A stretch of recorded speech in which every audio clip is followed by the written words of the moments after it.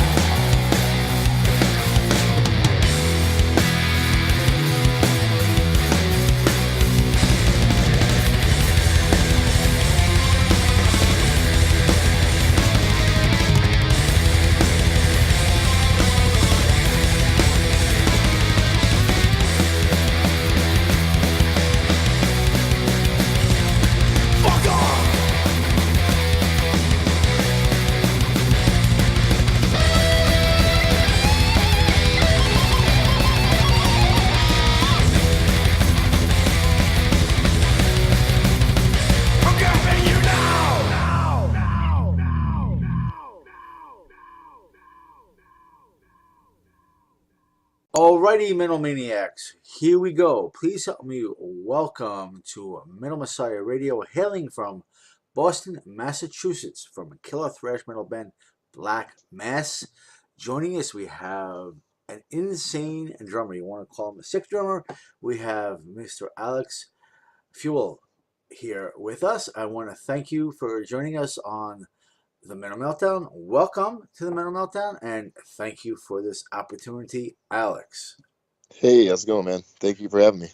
It's going great, and let's mention the rest of the band, being that Black Mass consists of a three-piece. We have Brendan O'Hare on lead and rhythm guitars and vocals, and Cristian Azevedo on bass and backing vocals. And like we mentioned, we have Alex on drums, and you really have a great sound here, I must tell you. Oh, thank you, man. Yeah, it's been a lot of fun recording this. And it definitely sounds like it. I checked out your brand new CD, Warlust, which is released through Iron Shield Records, based in Germany. And as I keep talking about this, it's really a kick-ass thrash offering. I find it to have excellent musicianship, and it has a little bit of I find like a little punk influence to it, where it sounds like a lot of fun. You said you had fun recording it. It definitely sounds like that, and I have to say, you are a sick drummer. When I heard your previous release, Ancient Scriptures, I think that was 2015. I was quite impressed with that offering too. I found your drumming to be totally insane, and I mean that in a good way. And I see that the band formed in 2012. So that being said, having two releases, Warlust being your sophomore full offering, congratulations to you and the band. Yeah, thanks, man. I mean, like, so the Ancient Scriptures album, I actually did not record on. I joined the band pretty much like right as that album came out. The band, I've been in the band since 2015, but they've, between 2012 to then, they went through a handful of different musicians.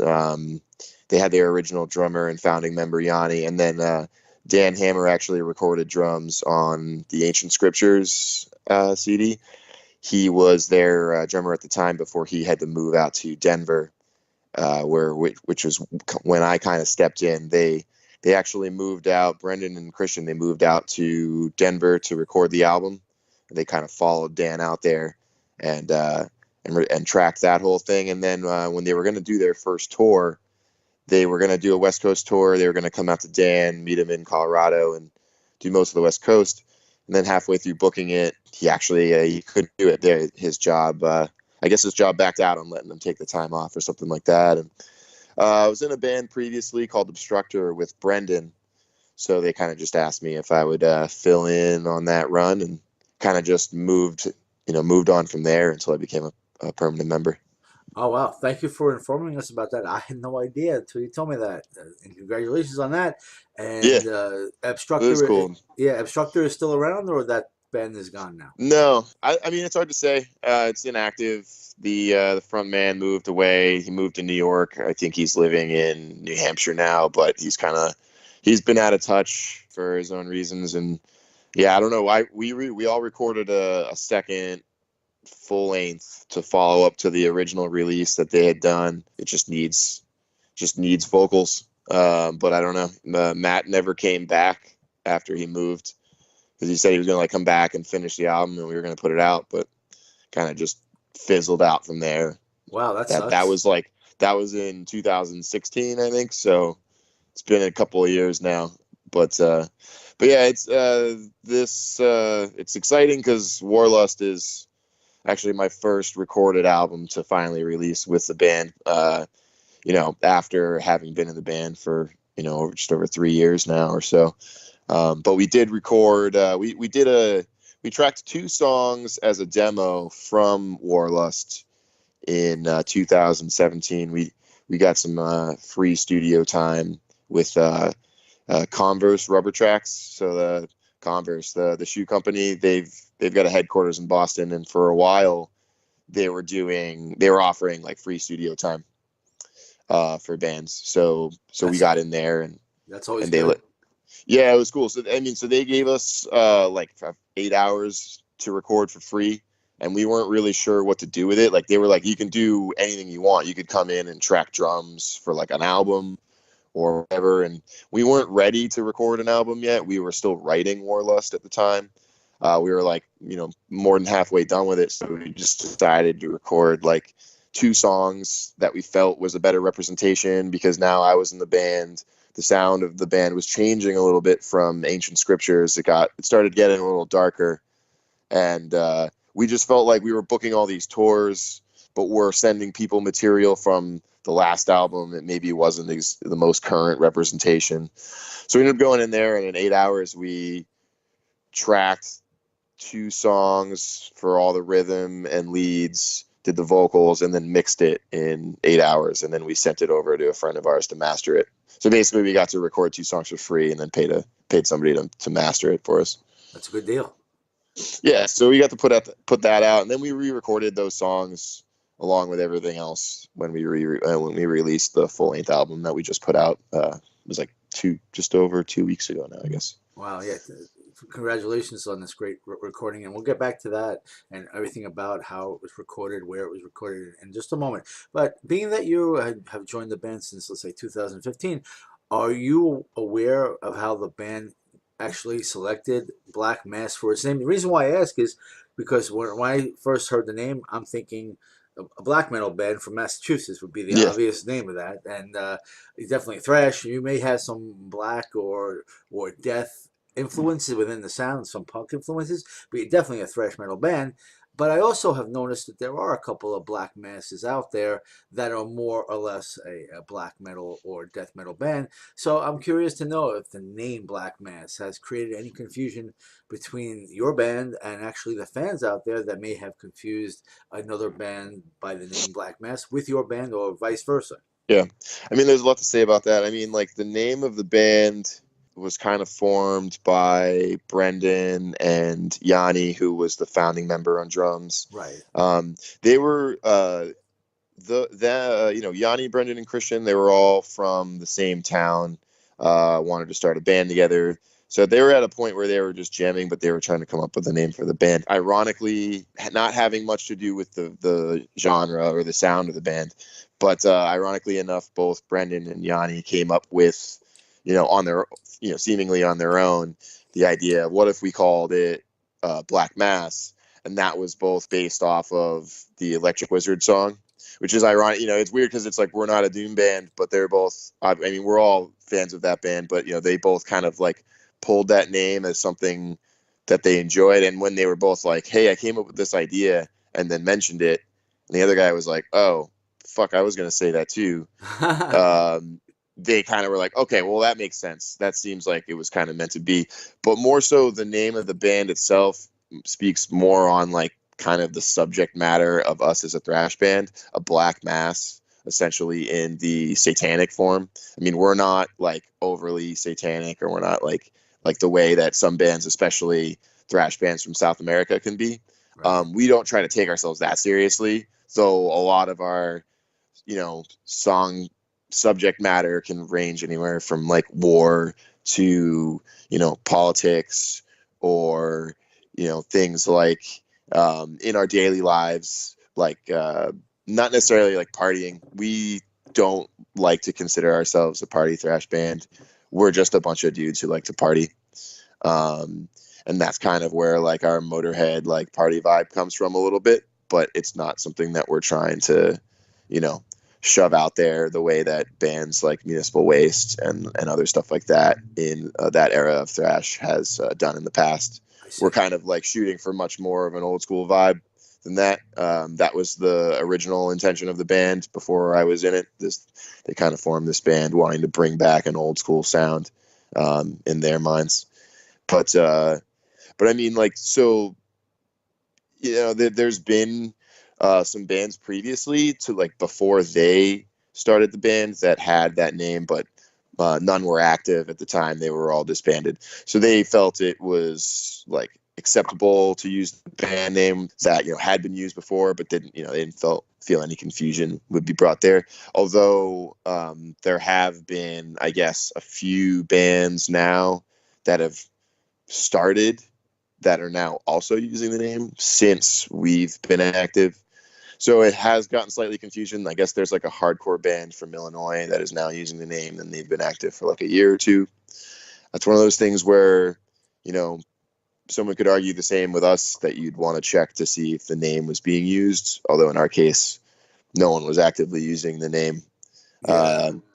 Whereas, I like to think we're pretty out there on the internet. It's probably pretty easy to find us.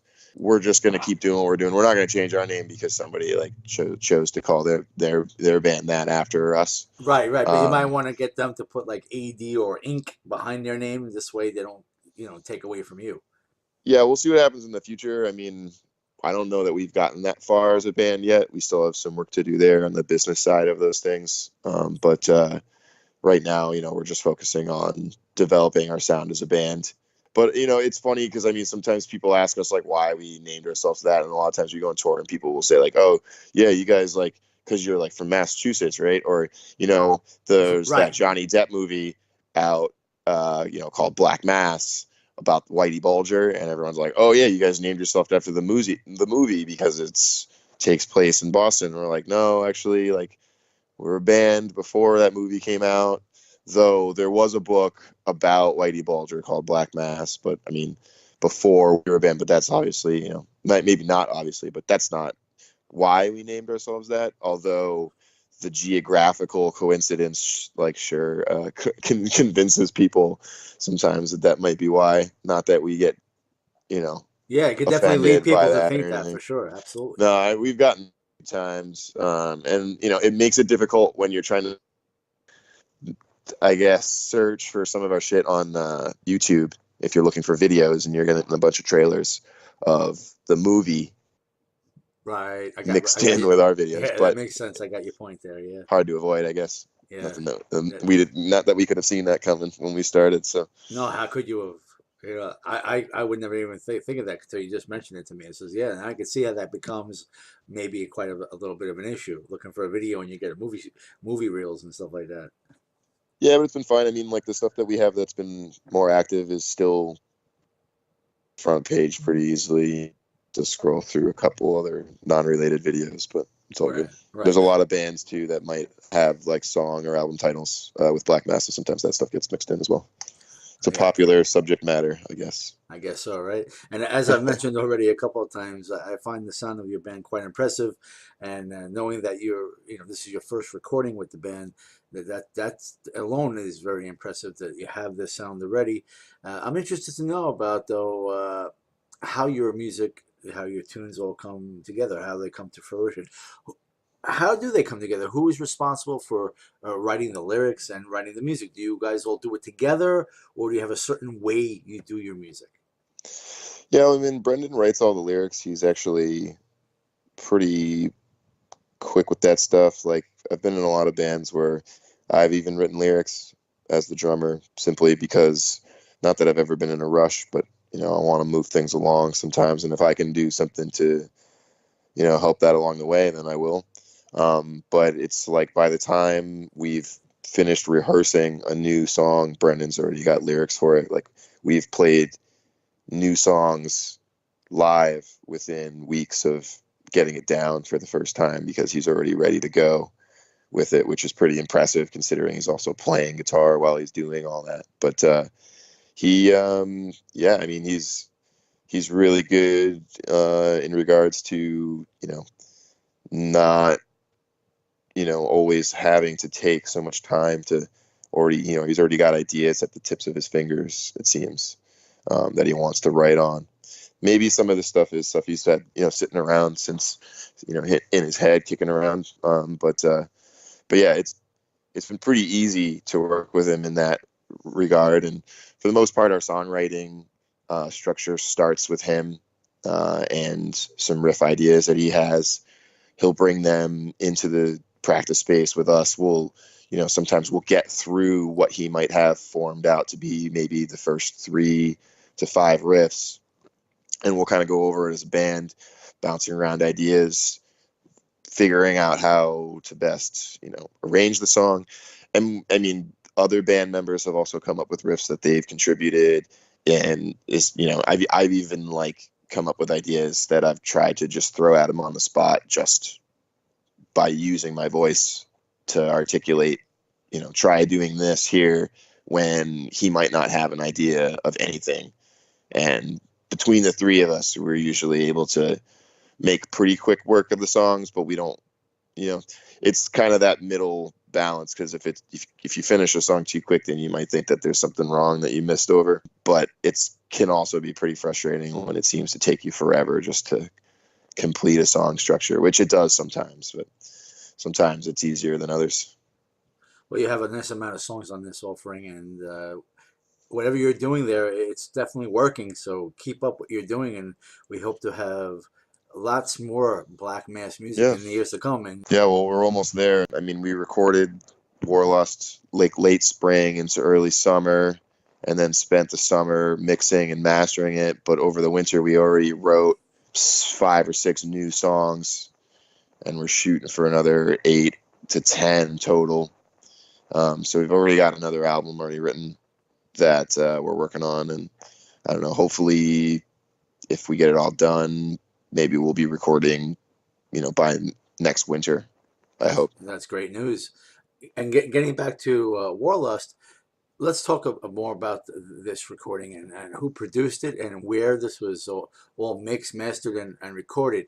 Of course, that's really important. It sounds like a fun offering. It sounds like a really good thrash offering, and it sounds like you had fun doing this. Did you self-produce it, or did you actually get an outside producer?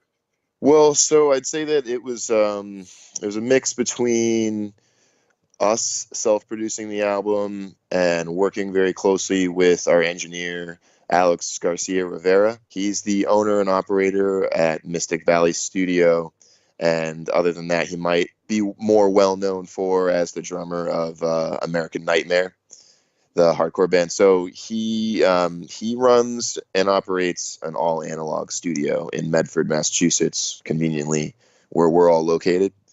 And this kind of all came to be about where the band, when they started, they recorded their EP. They did it the more modern digital way, but they kind of felt that the sound was a bit too overproduced, and that they were going for something maybe a little different. I don't know. They think that it kind of goes along with the style of music that they were writing, that they're kind of going for more of an old school vibe. So when they came around to record the first full length Ancient Scriptures, I wasn't in the band at the time, but I'm pretty sure if they didn't look for it specifically already, they kind of fell in love with the analog recording sound and ended up choosing world famous studios out of Denver with engineer Pete DeBoer.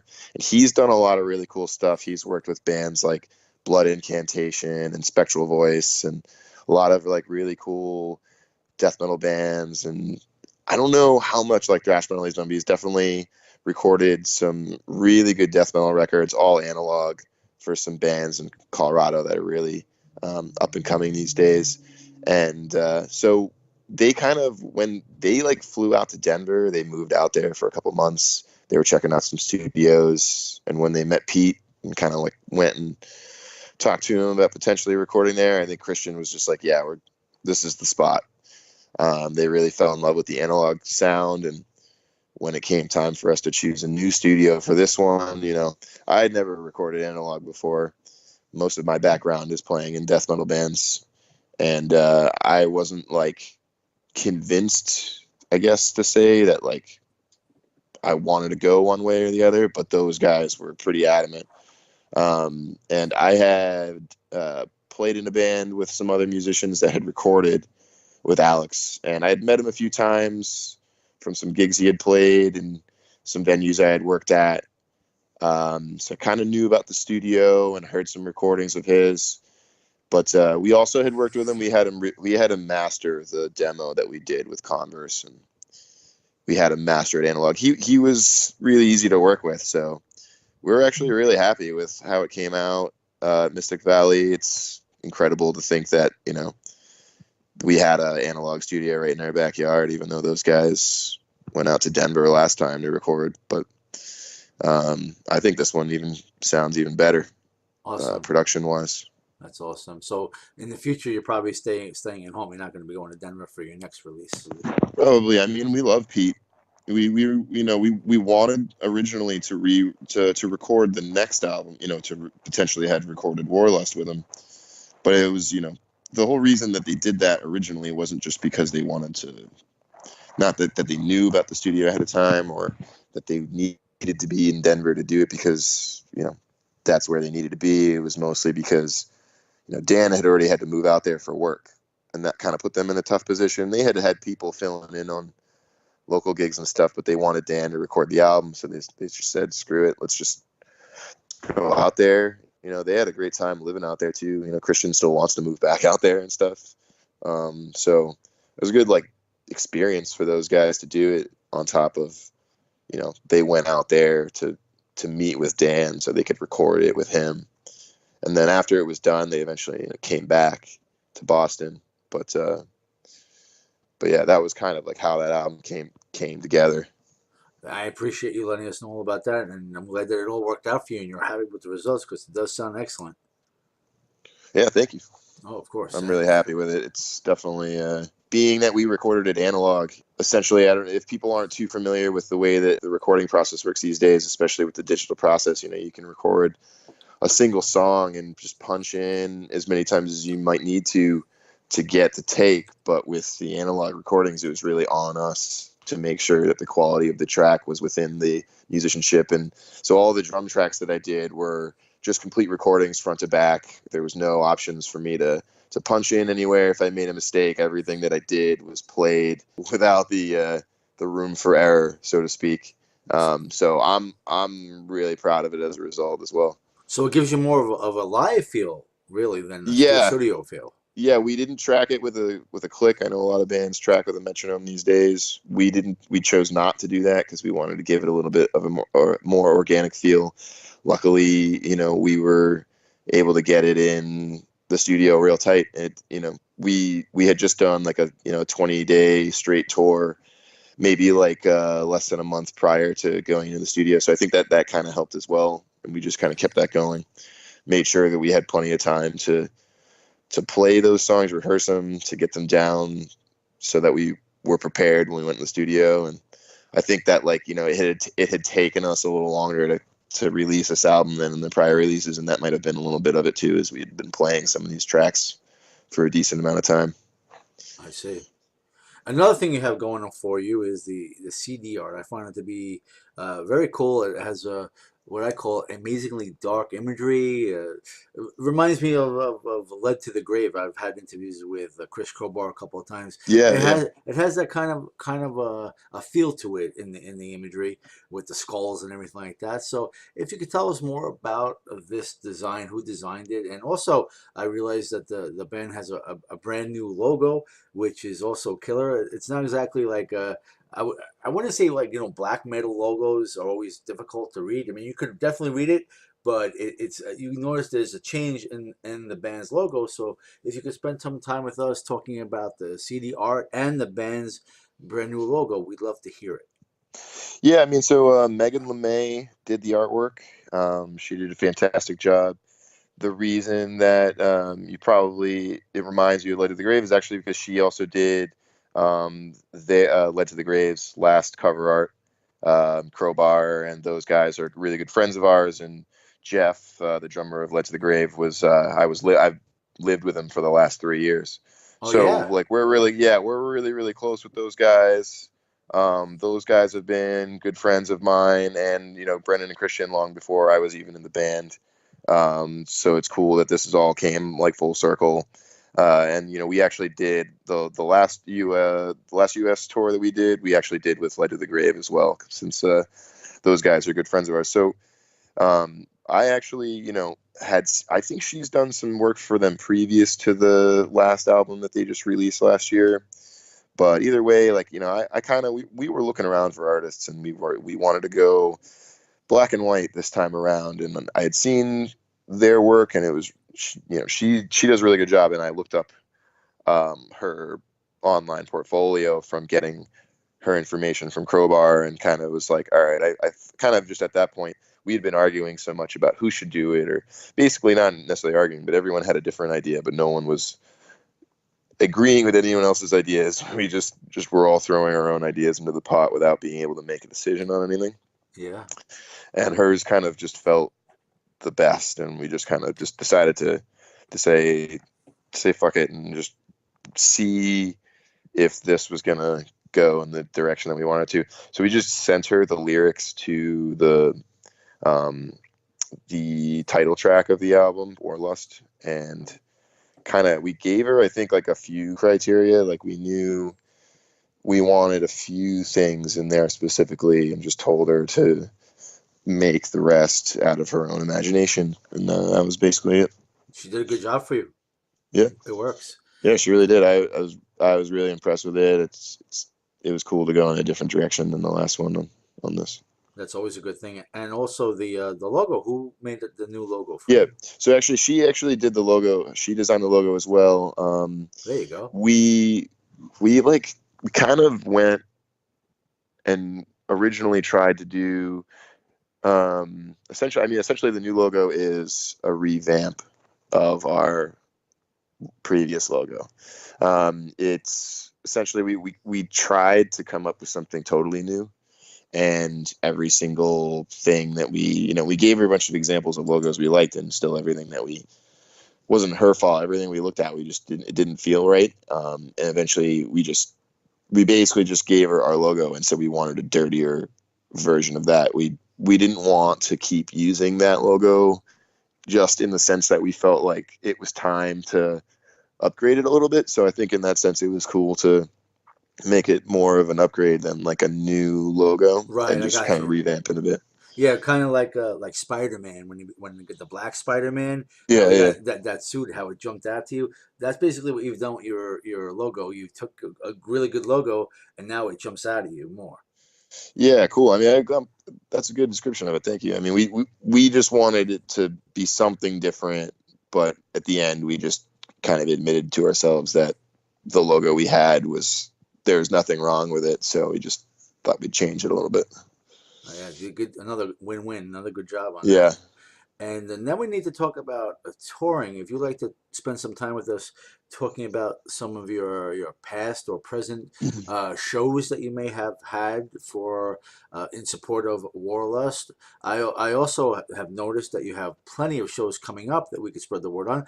But I'm interested in for right now, any shows that you would like to talk about that you have already done that stand out in your mind that you'd like to talk about, or we could just talk about any shows you have coming up. Yeah, well, I mean, specifically for Warlust, the album just came out on February 15th, so we haven't yet done any shows for that. We have our CD release scheduled next week for that. That'll be our first sort of kickoff.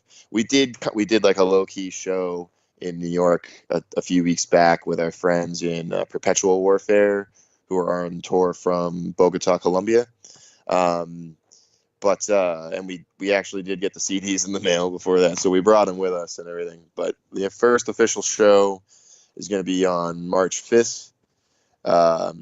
It's going to be at the Model Cafe, which is a local bar that we all go to in Alston, which is a part of Boston. And typically it's not really a venue that does shows, and it's going to be free. So hopefully it should be a pretty good time. Hopefully see a lot of friends there and just make it a wild show. Should be fun Uh, for you. Yeah. yeah, but then we do have a bunch of stuff booked for this year.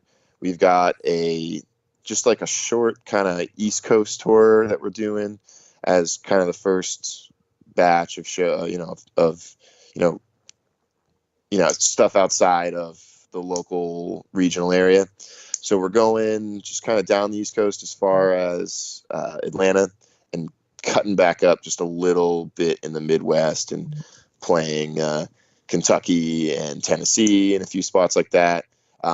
There's one extra date on the tour that hasn't been announced yet, but I don't know if I can say anything about that right now, but it should actually be pretty cool. It's going to be in Philly as part of an after party for a big festival that they're having there that weekend. I'm told it should be confirmed, but actually just been kind of sitting and waiting on. I'd love to not drive home all the way from Kentucky if we can afford not. Right. And then we're going to go back to Canada. We just the Northeast region, just in Quebec and Ontario. We're going to hit a date in Vermont on the way up, and then we're going to do Toronto, Ottawa, Montreal, and Quebec City. Just as like just a quick return. It's not too far away for us to go up there, and we've had some good shows up there. And we're going to do this run with our friends in Infrared, thrash band from Ottawa. Oh yeah, I've had Armin Kamal on the show a couple of times. Oh, cool. Oh yeah. Yeah, those guys are really cool. We played with them the last time we were in Ottawa, and they were good friends of ours. And when we asked them, if they would want to play with us again in Ottawa, I spoke to Armin, and he actually was just like, oh, if you guys are playing in Toronto, we'd love to do that. And it ended up just adding them to all 4 of the Canadian dates of that just like short, like 5-day run that we're doing. Again, in support of the new album, figured it'd be a good time to go back. Basically do a little East Coast in April, do a little Canada in May. We're going to fly out to play a festival in Miami in June called We Are the Punks, which should be really cool. We've had a lot of really good shows in Miami, and it's going to be at the infamous Churchill's Pub down in Miami. So that'll be a lot of fun. And then we're currently working on doing a full U.S. tour that'll span over the month of July and into August a bit. That's something that, we haven't announced yet or anything, but it's in the works right now. And then there's some other international stuff that, we're trying to work out and we're in talks with about potentially going to some spots in South America. And, hopefully, of course, we'll be doing a tour in Europe. We've talked to a few agents out there, but I don't really know. There's nothing that we have that's solid. We're just kind of sitting around waiting and see maybe if they have something we can be a part of.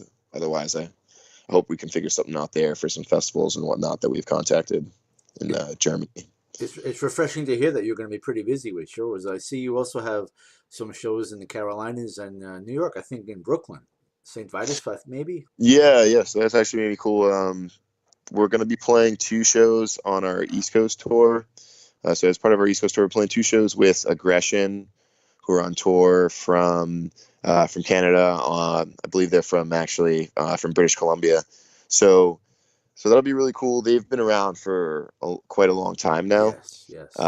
So that's going to be a good show for us to do in New York. We're going to be playing with them at St. Vitus, which is going to be awesome. That'll be the first time for the band to play there, and obviously a well-known spot. So that's going to be the start of the tour as well. We're actually going to drive out to New York the day before to start it off.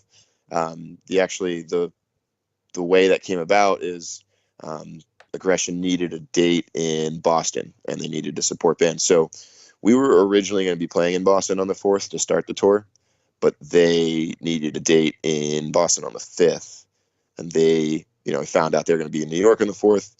So we were lucky enough to jump on their show in New York, and in return, we set up a show for them with, set up by our good friend Josh Staples. He's the one that was in touch with Aggression about booking the show in Massachusetts, and he contacted us about being on the support slot. But Josh is also the one that's going to be releasing Warlust on cassette, which will be out very soon. The mass show that we're playing with Aggression is going to be at Ralph's Diner in Worcester, and that should be like the first chance anyone could pick up a physical copy of the cassette for when we're out on tour.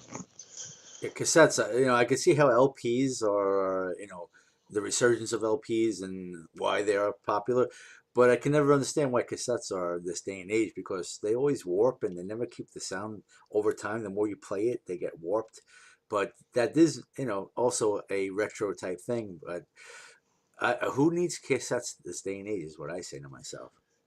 Yeah, I mean, there's actually a lot of people that prefer to buy a cassette over CD. Obviously, yeah, they can warp and break a lot easier. I think that, for people who, I mean, needless to say, we would love to release Warlust on LP. And currently, we don't have a label that we've been in talks with about doing that. So in the long run, we're hoping that we can still release it on an LP. But at the same time, Josh, he's a good friend of ours, and he runs a tape label called Time Worn Records, based right out of Massachusetts. He's put out a lot of really good releases, not just from bands from the area, but internationally as well. He's got a really good ear, and even if and luckily with the fact that it's on a different format on cassette, he's been afforded the ability to release a lot of really cool stuff that is already out there, but it's gotten a chance to see the release on cassette for the first time. So a lot of people will buy it for the fact that they prefer that format. And some people, just especially that I see when we're on tour, not everyone has a record player. And cassettes are a lot easier to purchase. Can be a lot cheaper.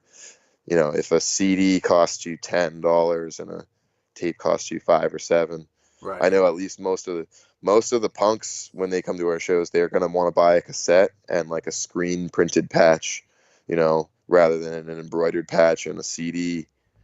I get It's your just point. having the options out there while we're on tour. If somebody wants to buy a different format, they're welcome to choose for themselves, but it's good for us to have the option. Yeah, I understand your point, and the more options your fans have, the better it is. Yeah. And that's one of the reasons why we do these interviews, because we have to inform the fans, especially if they're not able to catch one of your shows, on how they could do their share in supporting the band, and that is by getting merch. And so I need to ask you where you would say would be the best place for a fan of Black Mass to get merch to support the band. I have a couple of links, of course, your Bandcamp, blackmassband.bandcamp.com. And then, of course, on Facebook, you have facebook.com/Black Mass Band. Would you say one of those things would be the best place for a fan of Black Mass to get merch? Or do you have Yeah. another site that you would recommend?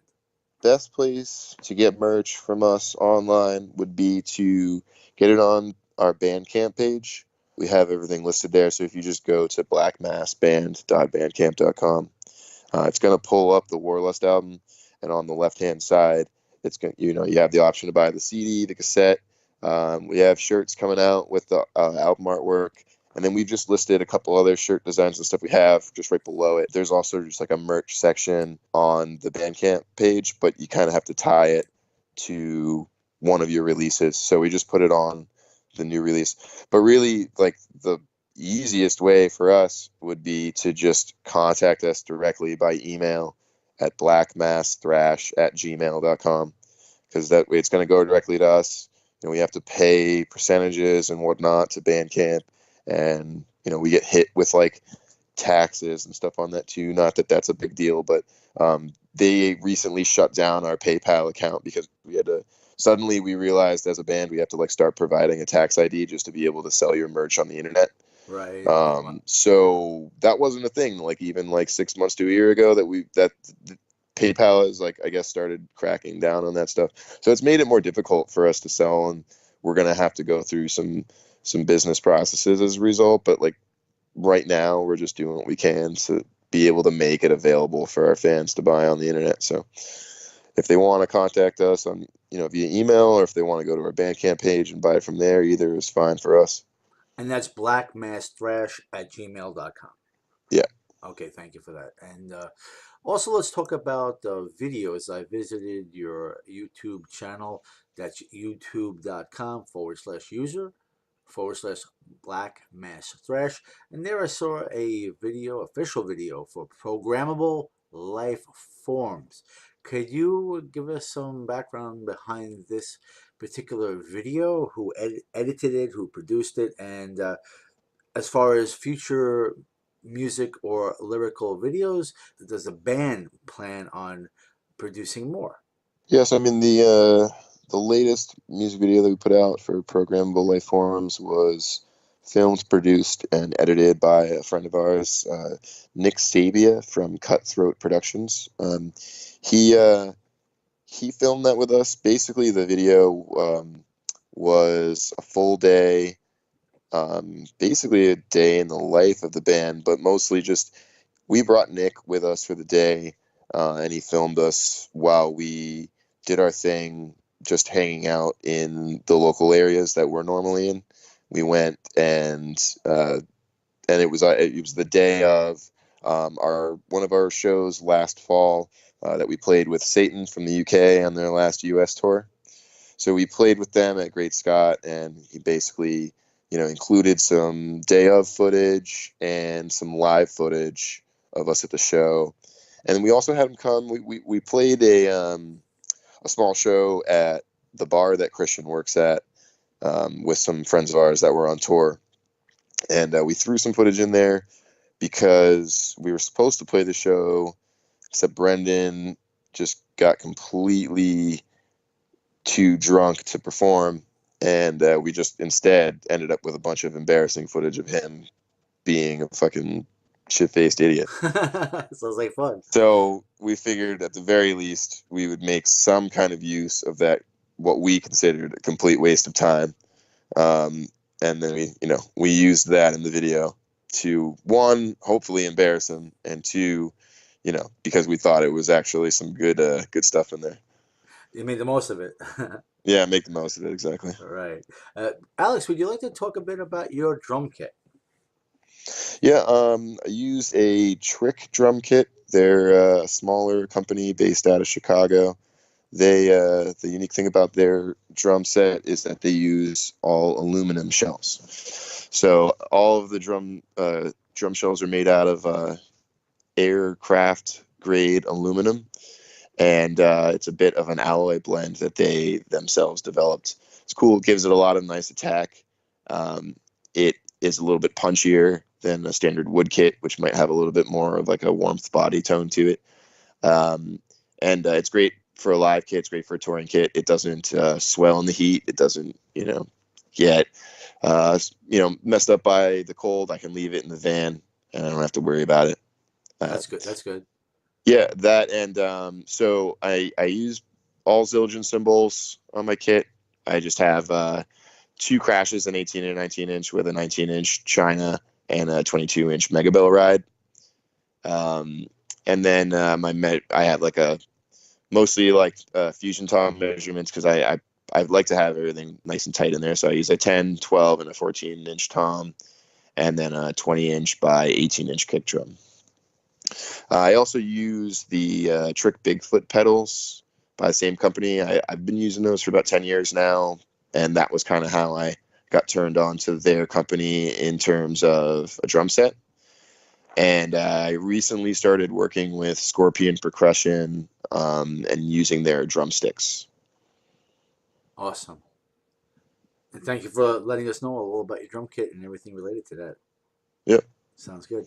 Now, from talking with you, we could see and we could hear that Black Mass has a lot going on for it. And I'd like to know what you think about the future of Black Mass. As you said, you're already working on new material, so maybe in a year or two you'll have another new release. This is a brand new release, Warlust, that we're talking about today. So I'd like to know, where do you see the band for years to come? Do you think that you're gonna stick with Black Mass and continue to put out this great music for years to come, or are you unsure about the future?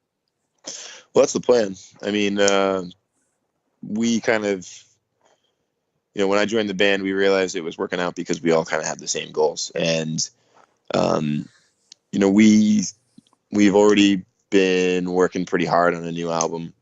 My hope is that we can see ourselves recording that sometime over the winter of late 2019, early 2020. And a big goal for us is we really want to tighten that gap between releases that we had between Ancient Scriptures and Warlust. I mean, we spent a lot of time supporting the last release by touring. We did a West Coast tour in the end of 2015, right when the album came out.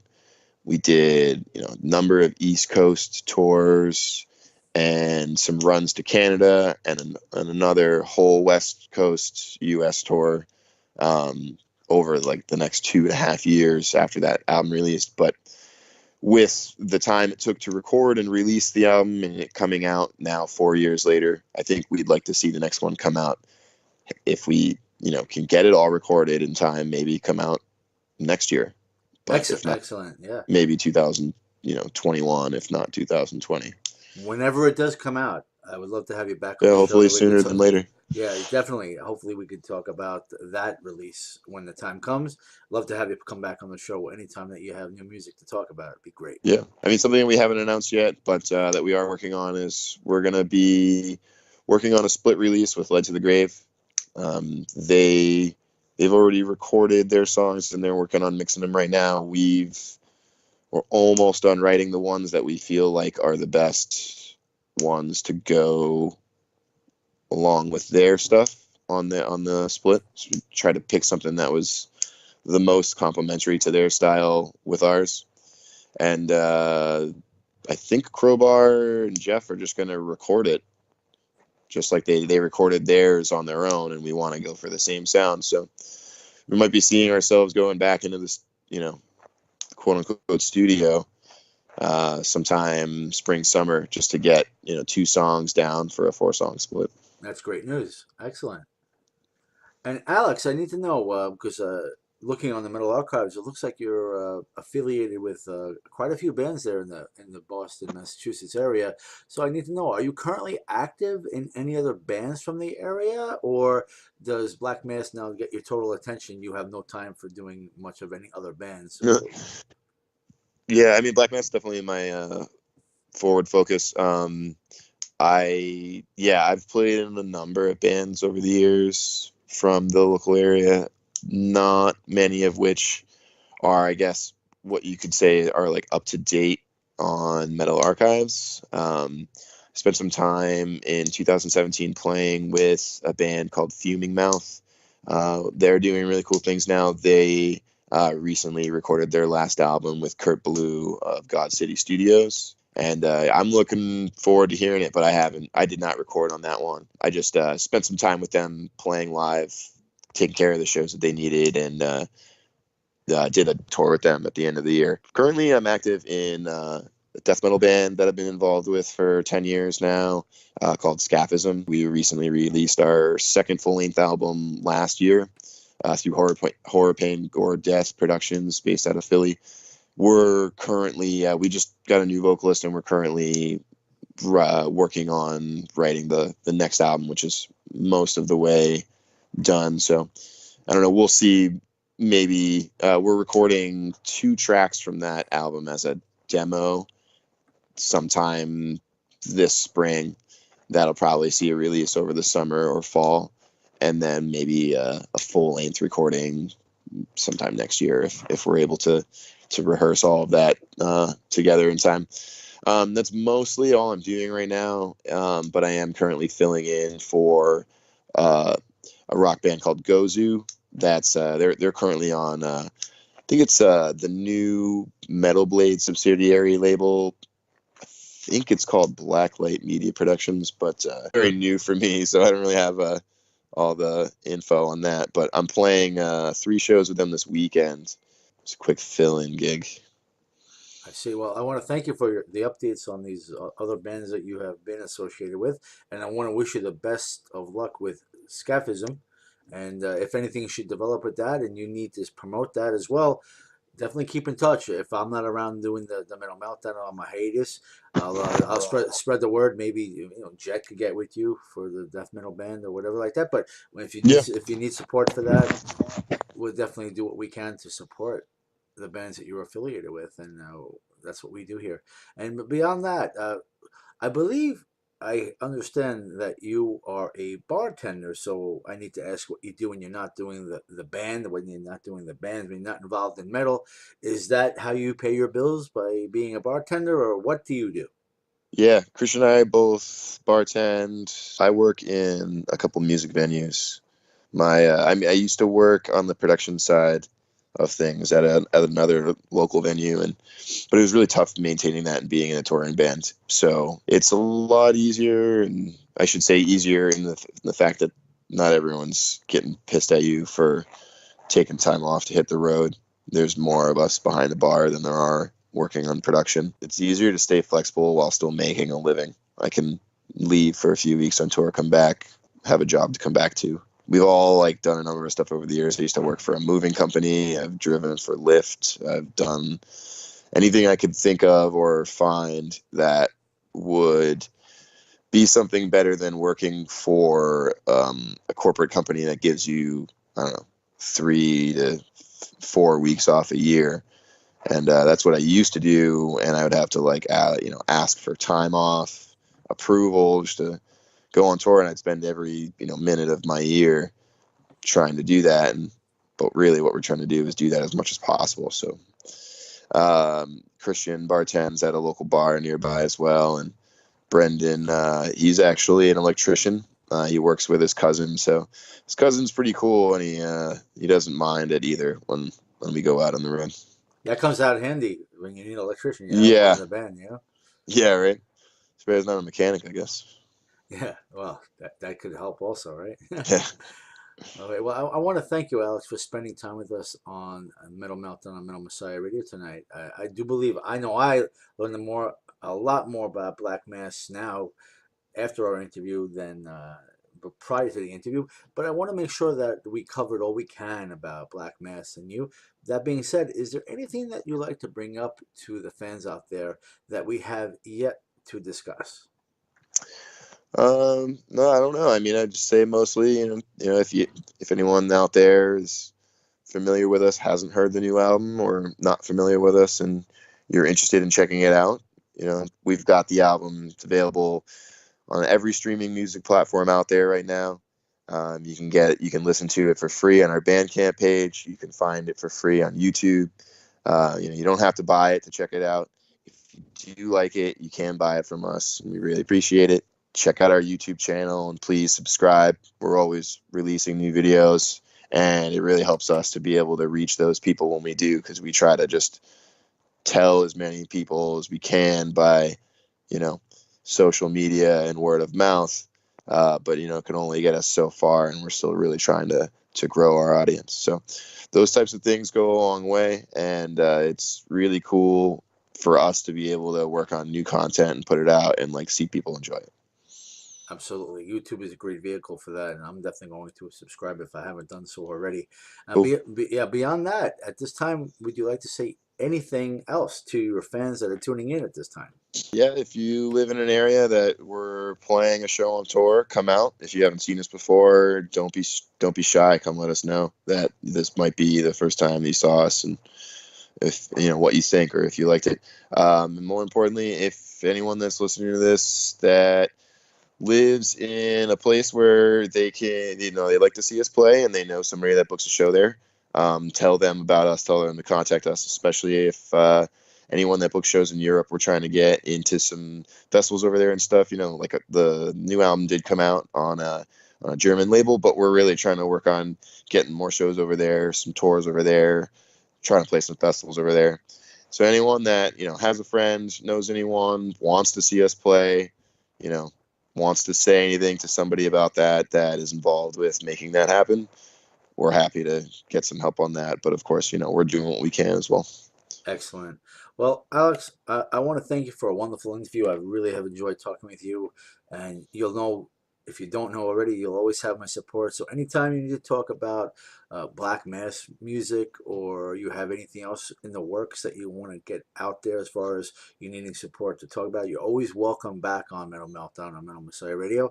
Awesome. Again, yeah, I want to wish you and all in Black Mass a great 2019, and have a great tour that's coming up for you here in the East Coast and Canada and Europe. You even said Europe you're going to be looking Hopefully for. we will. Yeah. We're definitely doing a full U.S. tour over the summer, which we're working on now. That's definitely going to happen. Beyond that, we're in talks with a few agencies in Europe, and we're talking with some bands in Brazil and Colombia and maybe some other places. Try to get down there as well. That's great. I wish you the best in all that. I hope that all the tours come into fruition for you all around the world, and I wish you the best with that, and wish the band great success in all the future releases, and looking forward to keeping in touch with you. For now, how about we go crank up some more Black Mass with music off of Warlust and crank it up loud? Sounds good. Thanks, Dave. Let's do it.